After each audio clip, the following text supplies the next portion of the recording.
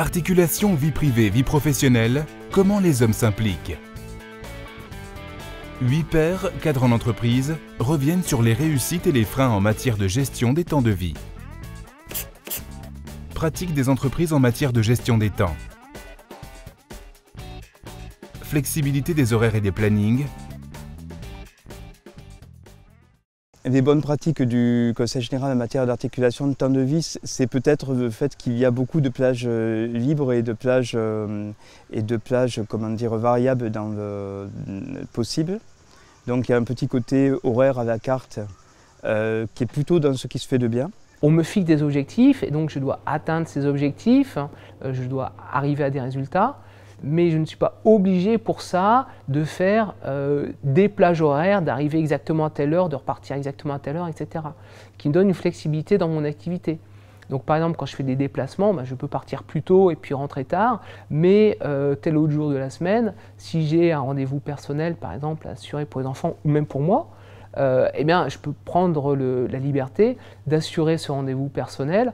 On ne va pas m'en tenir rigueur. C'est vrai qu'il faut qu'ils puissent faire pareil aussi. Il ne faut pas que ce soit un privilège que j'ai moi de mon côté en tant que patron. Mes salariés peuvent faire pareil. Et c'est quelque chose qu'on a instauré aussi dans l'entreprise où il y a une flexibilité sur la présence et le fait de gérer ce type de situation qui nous semble vraiment important. On a toujours fait en sorte que nos collaborateurs aient cette flexibilité.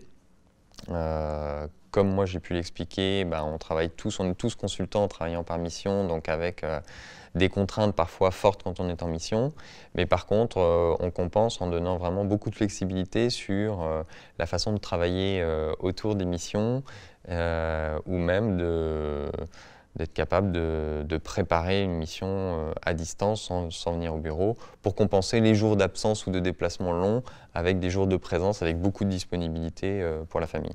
Éviter de faire commencer les réunions avant 9h30 le matin pour permettre aux gens de justement déposer leurs enfants à l'école par exemple, ou inversement d'éviter toute réunion qui commencerait après 17h30 le soir. Un des projets en cours, c'est la charte des temps.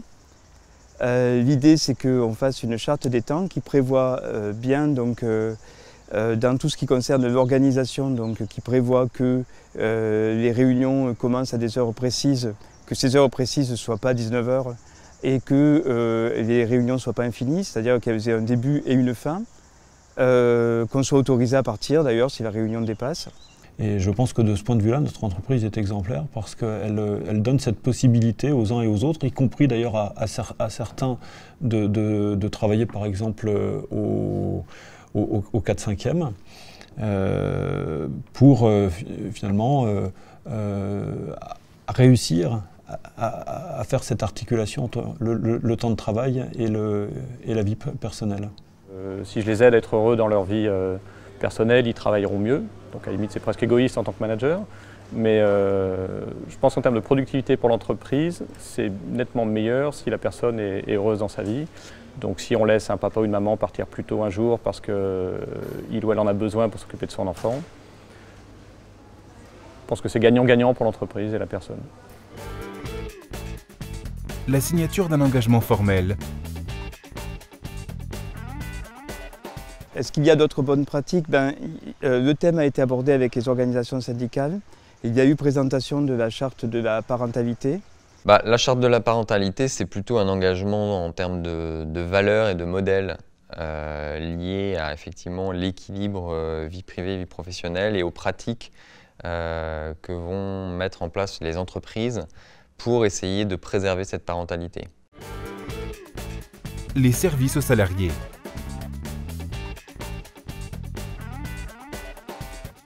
Les différents services qu'on a mis en place, donc la conciergerie d'entreprise qui permet donc à nos collaborateurs de déposer du pressing, de pouvoir faire appel à quelqu'un qui vient s'occuper de leur voiture pour la nettoyer, pour la régler, faire la vidange, plein de petites choses comme ça de la vie quotidienne et qui aident évidemment nos collaborateurs pour ne pas avoir à se mettre une pression supplémentaire. Parce qu'il y a une crèche au Conseil général et ce qui a beaucoup changé pour les personnes qui fréquentent la crèche depuis longtemps, c'est que maintenant on voit des hommes.